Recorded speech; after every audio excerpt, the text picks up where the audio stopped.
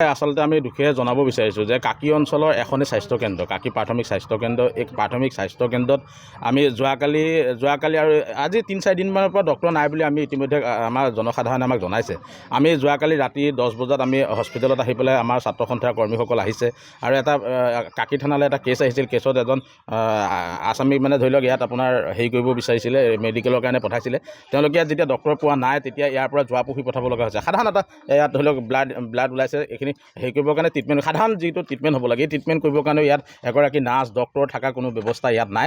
আচলতে আমি দুখেৰে জনাব বিচাৰিছোঁ, আমি বিগত বহুবাৰ আমি অৱগত কৰিছোঁ জইণ্ট ডিৰেক্টৰ মহোদয়ক আমি অৱগত কৰিছোঁ যে আমাৰ ইয়াত ডক্টৰ পাৰ্মানেণ্ট ডক্টৰ থকা ব্যৱস্থা কৰিব লাগে। আচলতে আমাৰ কোৱাৰ্টাৰো আছে, থাকিব পৰা ব্যৱস্থা আছে, কিন্তু 3জনকৈ চৰকাৰীভাৱে এপইণ্টমেণ্ট থকাৰ পাছতো ইয়াত এজনো ডক্টৰ নথকাটো আচলতে দুৰ্ভাগ্যজনক। আৰু আমি মুখ্যমন্ত্ৰী মহোদয় স্বাস্থ্যমন্ত্ৰী মহোদয়ক আমি অৱগত কৰিব বিচাৰিছোঁ যে আপোনালোকে যিহেতু এটা কথা কৈ থাকে যে জনসাধাৰণসকল চৰকাৰী হস্পিটেললৈ যাব লাগে, তাত বিনামূলীয়া ঔষধ পোৱা যায়, ডক্টৰ পোৱা যায়। আচলতে এয়াই নেকি আজি জনসাধাৰণৰ বাবে যি সেৱা, স্বাস্থ্য সেৱা আচলতে কাকিত এটা ফোপোলা স্বৰূপ হিচাপে প্ৰতিফলিত হৈছে। আমি ইয়াৰ সেইকাৰণে যোৱাকালি আমি ৰাতি যিহেতু ইয়াত ডক্টৰ নাই, আমি মুকেশ পাল মহোদয়লৈ আমি জনাইছোঁ, যিহেতু তেওঁ ইয়াত ইনচাৰ্জ হিচাপে আছে, তেওঁক আমি অৱগত কৰিছোঁ 10টা বজাত যে পেচেণ্ট আহিছে, আপোনাৰ ডক্টৰ ইয়াত নাই কিয়? তেওঁ 1টা বজা পৰ্যন্ত তেওঁলোকে আমাক কোনো ধৰণৰ ৰেছপন্স কৰা নাই। আৰু 1টা বজাত তেওঁ ফোনটো মই যিহেতু ফোন কৰিছোঁ, মই নিজে ফোন কৰিছোঁ, তেওঁ ফোন কাটি দিছে, মোবাইল ছুইচ অফ কৰি দিছে। আৰু এতিয়া 11 বাজিব এতিয়ালৈকে তেওঁলোকৰ কোনো ধৰণৰ ডক্টৰ অহা দেখা পোৱা নাই।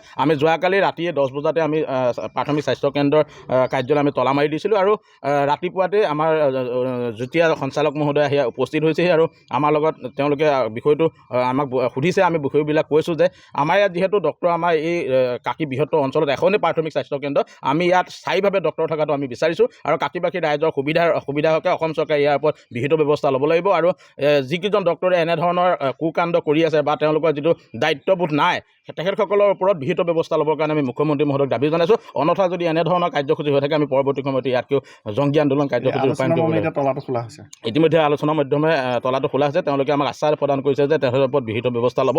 আৰু মুখ্যমন্ত্ৰী মহোদয় আৰু স্বাস্থ্যমন্ত্ৰী মহোদয়কো আমি অৱগত কৰিব বিচাৰিছোঁ আপোনালোকৰ চেনেলৰ মাধ্যমে, অতি শীঘ্ৰে তেখেতসকলৰ ওপৰত বিহিত ব্যৱস্থা লওক আৰু কাকি অঞ্চলৰ ৰাইজৰ হকে আপোনালোকে যাতে ইয়াত ডক্টৰ থকা ব্যৱস্থা কৰক আৰু উন্নত পৰ্যায়ৰ স্বাস্থ্য সেৱা কৰাৰ ব্যৱস্থা কৰিবৰ কাৰণে আমি দাবী কৰিছোঁ। এইটো মই আজি ৰাতিপুৱা গম পাইছোঁ কথাটো, আৰু লগে লগে মইতো 7:30মান বজাতে ইয়াত উপস্থিত হৈছোঁহি।